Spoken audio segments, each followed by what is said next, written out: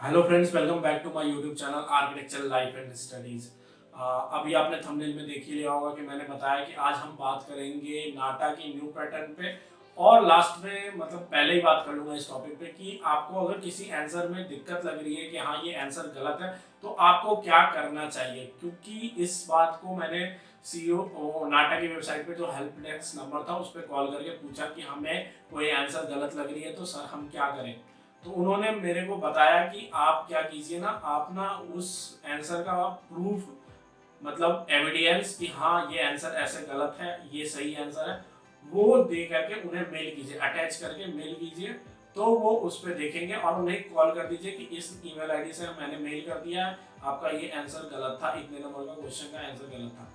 तो ये प्रोसेस आपको करना है अगर आपको आंसर की में कोई गलती दिख रही है तो, ठीक है। और अगर अभी तक आपने मेरे चैनल को सब्सक्राइब नहीं किया तो सब्सक्राइब कर सकते हैं और बेल आइकन जरूर बजाइएगा, क्योंकि फ्यूचर में कोई भी अपडेट्स होगी नाटा या आर्किटेक्चर से रिलेटेड, नाटा से रिलेटेड या जेईई मेन से रिलेटेड तो वो आपको मिल जाएगी। अब बात करते हैं कि नाटा की न्यू पैटर्न।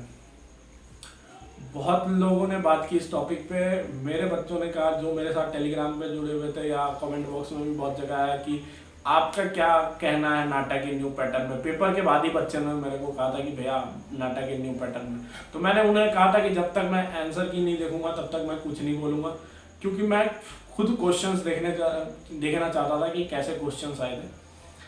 अब इस बात को समझने के लिए आपको कुछ कुछ बातें पहले समझनी पड़ेगी, ठीक है।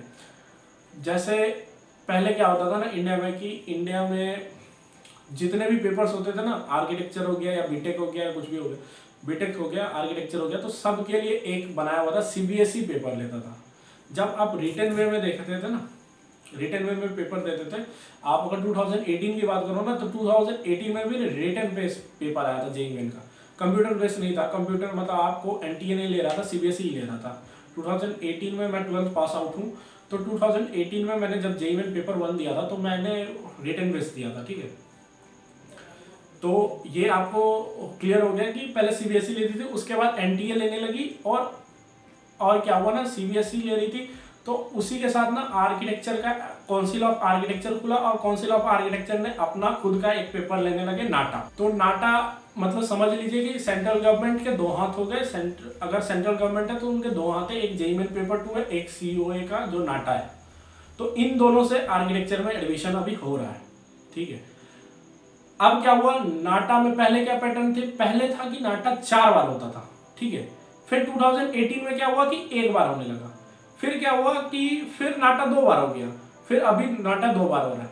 तो नाटा हमेशा चेंज होते रहा है, साल में कितने बार, पहले कम बच्चे थे। अब आप मेरी बात समझो कि आपके आपके खुद के बैच में, आप जिस स्कूल से पढ़ रहे हो, आपके क्लास में कितने बच्चे थे, मतलब सेक्शन वाइज 50, कम से कम 4 सेक्शन होंगे। अगर एक सेक्शन में 45 बच्चे भी हैं तो 180 बच्चे हो गए आपके पूरे 10th में। उसमें से कितने बच्चे आर्किटेक्चर कर रहे हैं? बीटेक करने वाले बहुत होंगे, एग्रीकल्चर करने वाले बहुत होंगे, ठीक है। मेडिकल करने वाले भी बहुत होंगे, जिनसे मेडिकल निकली होगी बहुत होंगे। आर्किटेक्चर करने वाले कितने हैं? मुश्किल से 4 से 5 होंगे। महाराष्ट्र की बात छोड़ देता हूँ, क्योंकि महाराष्ट्र में बहुत ज़्यादा क्रेज है आर्किटेक्चर का। लेकिन जब बात करते हैं हम थोड़ी साइड हट के नॉर्थ वॉर्थ की, तो वहाँ पे आर्किटेक्चर का क्रेज कम है और आपके क्लास में बहुत कम बच्चे होंगे। अगर एग्री करते हो तो बताना मेरी बात से कमेंट बॉक्स में। बहुत कम बच्चे हैं आर्किटेक्चर के। तो पहले नाटा 4 बार होता था, नाटा की जो पेपर थी वो भी कम था। क्यों कम था? तो इसका फायदा ना कोचिंग इंस्टीट्यूट उठाने लगे। अब कोचिंग इंस्टीट्यूट क्या कर रहे हैं, बड़े बड़े कोचिंग इंस्टीट्यूट क्या कर रहे हैं, नाम नहीं लूंगा उनके, क्योंकि झूठ मूठ का मैं नहीं चाहता बखेड़ा खड़ा हो। उन सब कोचिंग इंस्टीट्यूट का क्या नियम है, वो आपको निफ्ट के बच्चों को भी पढ़ाएंगे, साथ में आपको भी पढ़ाएंगे, ठीक है। आर्किटेक्चर के कम बच्चे रहते हैं, वहीं 4 5 6 7 बच्चे रहते हैं किसी भी कोचिंग इंस्टीट्यूट में। निफ्ट के ज़्यादा बच्चे रहते हैं। अगर कोई कोचिंग कर रहा होगा, वो मेरी वीडियो देख रहा होगा, तो वो कंफर्म कहेगा कि हाँ आप सही बता रहे हैं। निफ्ट के ज़्यादा बच्चे होंगे, आर्किटेक्चर के कम होंगे, उनके साथ आपको कोलैब करके पढ़ाएगा। आपको ड्राइंग सिखा देता था, ठीक है। 60,000 में सिर्फ 1.2 point prospective, lizard view, bird view, human figure, letter लिखना, शेडिंग, बस 60,000 में इतना ही सीख रहे हो, जो आप यूट्यूब में किसी भी चैनल को पकड़ के सीख सकते हो। तो वो सिखा रहे थे 60,000 में। और क्या कि बाकी एप्टीट्यूड और मैथ सेक्शन में क्या कहते थे कि 5 साल का पिछले साल का क्वेश्चन बना लो, नाटा क्लियर है। ठीक है। तो ऐसे चलता था स्किम। अब क्या हुआ कि चेंज हो गया नाटा का पैटर्न, पूरा कंफ्यूज कर दिया, सबको कंफ्यूज कर दिया। मैंने भी कुछ लगाए थे जैसे कि प्रिंसिपल ऑफ डिजाइन, तो कुछ क्वेश्चंस आए उससे रिलेटेड, कुछ के नहीं भी आए, कुछ के आए भी। तो सीओए ने क्या गलत किया वो भी मैं बताऊंगा। पहले क्या गलत हो रहा था और किस चलके में ये न्यू पैटर्न आया पहले वो बता दूंगा, तो वो आप समझ लीजिए। तो आपका न्यू पैटर्न है, हाँ मैं मान रहा हूँ कि मैं हल्के में एडमिशन लेके आ गया आर्किटेक्चर में। जैसे मेरे टाइम में वही था कि पिछले साल का 5 क्वेश्चन बनाओ और ड्राइंग स्किल रखो, पास हो जाओगे, नाटक क्लियर हो जाएगा। लेकिन आप क्या चाह रहे हैं कि जो बच्चे आ रहे हैं सबके एडमिशन ही हो जाए आर्किटेक्चर में? कोई तो स्किल होनी चाहिए बच्चों की, ठीक है। तो इस जगह में न्यू पैटर्न आया। अब सीओए ने क्या गलती, अब हम सीओए को जज नहीं कर सकते, ठीक है, क्योंकि क्वेश्चन सेट करना हम नहीं कर सकते। बहुत बच्चे कर रहे थे टेलीग्राम चैनल पे, लेकिन उनको मैंने कुछ बोला नहीं।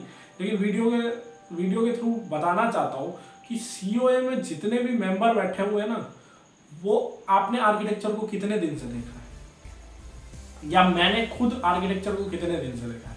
3 से 4 साल से जान रहा हूँ आर्किटेक्चर होता है, ऐसे होता है, इतने कॉलेजेस हैं, ये है।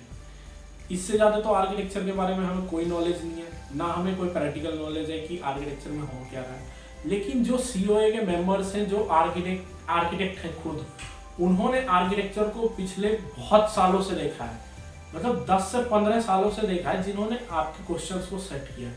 तो उन्होंने किसी भी पॉइंट ऑफ व्यू से सेट किया होगा ना, हम उन्हें जज नहीं कर सकते। लेकिन हमारी भी कुछ मांग होती है ना कि हाँ हमें ये चाहिए। जैसे हमें सबसे पहले बाउंड्री चाहिए, ठीक है, कि एक बाउंड्री होती है। जैसे जेईई मेन पेपर 1 की एक बाउंड्री होती है कि 11-12 का सिलेबस होता है, मतलब एक्स्ट्रा लेवल का, जैसे भी किसी भी चीज़ का एक बाउंड्री होता है। तो हमें वो बाउंड्री चाहिए कि नाटा के सिलेबस का बाउंड्री क्या है, कितने सीमे तक वो हमसे पूछेंगे, तब ना हम उनकी तैयारी करेंगे।